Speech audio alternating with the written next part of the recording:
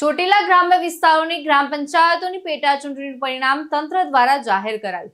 તો રાજકોટ તરફ જતા હાઈવે પર આવેલ સરકારી વિનય કોલેજ ખાતે મતગણતરી યોજાઈ હતી. તો ડેપ્યુટી કલેક્ટર, મામલતદાર સહિત સરકારી કર્મચારીઓ હાજર રહ્યા હતા, જેમાં વડાલી ગામની સરપંચ તરીકે કનુભાઈ કાનગડ સહિતની પેનલ વિજેતા જાહેર કરાઈ. કાબરણ ગ્રામ પંચાયતની પેટા ચૂંટણીમાં સરપંચ તરીકે રત્નાભાઈ ડાબી સહિતની પેનલનો વિજય થયો હતો. તો ખાટડી પેટા ગ્રામ પંચાયતની ચૂંટણીમાં મહિલા સરપંચ તરીકે વિલાસબેન ગોવાડિયા તેમજ તેમની પેનલ વિજેતા જાહેર કરવામાં આવ્યા હતા.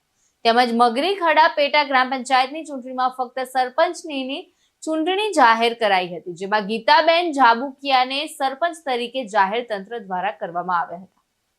વિક્રમસિંહ જાડેજા સાથે ચક્રવાત ન્યૂઝ, ચોટીલા.